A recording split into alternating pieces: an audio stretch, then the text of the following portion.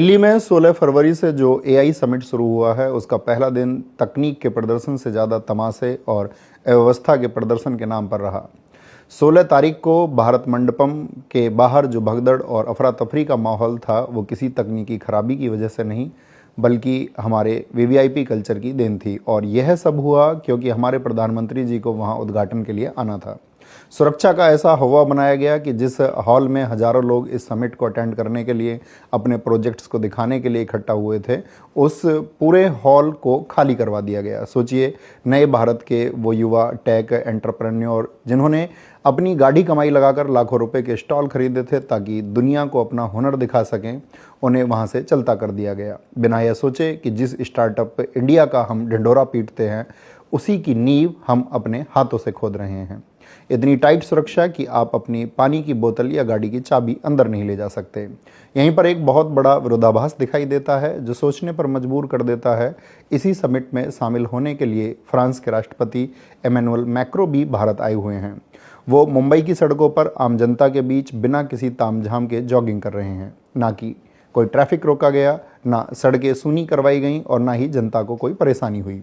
एक विदेशी राष्ट्रपति हमारे देश की सड़कों पर इतना निर्भीक होकर घूम सकता है, इतना सुरक्षित महसूस कर सकता है, लेकिन हमारे अपने देश के प्रधानमंत्री जब अपने ही लोगों के बीच अपनी ही राजधानी में एक कार्यक्रम में आते हैं तो पूरा हॉल खाली करवा दिया जाता है। क्या उन्हें अपने ही देश के लोगों से डर लगता है या फिर उन्हें अपनी ही सरकार की सुरक्षा व्यवस्था पर भरोसा नहीं है? यह कैसा विश्वगुरु बनने का सपना है जहां राजा को अपनी प्रजा के बीच जाने के लिए किलेबंदी करनी पड़ती है। और जब लोगों को हॉल से सिक्योरिटी के नाम पर बाहर निकाला जा रहा था तब जिन लोगों ने अपना स्टॉल लाखों रुपए देकर लगाया था उन्हें भी अपना सामान छोड़कर बाहर जाना पड़ा। उन्हें लगा कि सिक्योरिटी है तो सामान सुरक्षित रहेगा, लेकिन उन्हें नहीं पता था कि सामान चोरी हो जाएगा। बंगलुरु के धनंजय यादव जो नियो सैपियन के फाउंडर हैं, बेचारे अपना एआई वियरेबल डिवाइस दुनिया को दिखाने आए थे। सिक्योरिटी वालों ने कहा, सर पीएम साहब आ रहे हैं, आप बाहर जाइए, सामान की जिम्मेदारी हमारी। ये बेचारे बाहर गए और मोदी जी के फोटोशूट और तामझाम के बाद जब 6 घंटे बाद उन्हें वापस हॉल में एंट्री मिली तो उनके स्टॉल से उनके गैजेट साफ हो चुके थे। वहाँ रे डिजिटल इंडिया, जहाँ परिंदा भी पर नहीं मार सकता, वहाँ चोर पूरा स्टॉल साफ कर गए। धनंजय भाई पुलिस के पास गए तो पता चला कि वहाँ के सीसीटीवी भी शायद मोदी जी के फोटोशूट पर थे, जिस वजह से पुलिस भी उनकी मदद नहीं कर पाई। और इस समिट में आत्मनिर्भरता का मजाक तो तब बना जब हमारे रेल मंत्री अश्विनी वैष्णव जी, जो आईटी मिनिस्टर भी हैं और इस समिट की देखरेख और सुरक्षा व्यवस्था इनके मंत्रालय के अंतर्गत ही है, उन्होंने समिट की एक वीडियो शेयर किया और गलगोटिया यूनिवर्सिटी के एक रोबोट डॉग को भारत का सॉवरेन मॉडल बताकर खूब तालियां बटोरी। लगा कि वह क्या इनोवेशन है, लेकिन सोशल मीडिया के इस दौर में झूठ ज़्यादा देर तक टिकता नहीं है। जनता ने तुरंत पकड़ लिया कि जिस रोबोट डॉग को ओरियन बताकर पेश किया जा रहा है वो असल में चीन की कंपनी यूनिट्री का बनाया रोबोट है, जो इंटरनेट पर 2.5 से 3 लाख रुपए का मिलता है।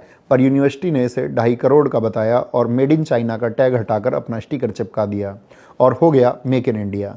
जब पोल खुली तो फजीयत हुई तो यूनिवर्सिटी ने भी ट्विटर पर एक गोलमोल सफाई देकर पल्ला झाड़ लिया कि हम तो बस उससे सीख रहे थे।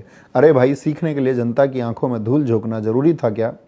जिस मंच से हम दुनिया को टेक्नोलॉजी सिखाने चले थे वहाँ चीनी माल को अपना बताकर हमने अपनी ही साख पर बट्टा लगा दिया। व्यवस्था का हाल तो यह है कि डिजिटल इंडिया के इस सबसे बड़े इवेंट में इंटरनेट ही गायब था। डेमो फेल हो रहे थे और खाने पीने की चीज़ों को खरीदने के लिए कैश मांगा जा रहा था। जिस मंत्री जी के कंधों पर इस आयोजन की जिम्मेदारी थी वो शायद रील बनाने में इतने व्यस्त थे कि उन्हें यह दिखाई ही नहीं दिया कि बाहर हजारों डेलीगेट्स और छात्र धूप में घंटों से लाइन में खड़े थे। मिस मैनेजमेंट का आलम यह था कि रजिस्ट्रेशन होने के बावजूद लोगों को घंटों तक अंदर घुसने के लिए जद्दोजहद करनी पड़ी। कुल मिलाकर यह समिट आर्टिफिशियल इंटेलिजेंस का कम और रियल इनकन्वीनियंस यानी कि अव्यवस्था का ज़्यादा बन गया। जहां विदेशी मेहमान सादगी से सड़कों पर दिल जीत रहे हैं, वहीं हम अपनी ही जनता को अपनी झूठी शान और वीवीआईपी प्रोटोकॉल के नीचे कुचल रहे हैं। वैसे इस बारे में आप क्या सोचते हैं, यह जरूर बताएं। जय हिंद, जय भारत।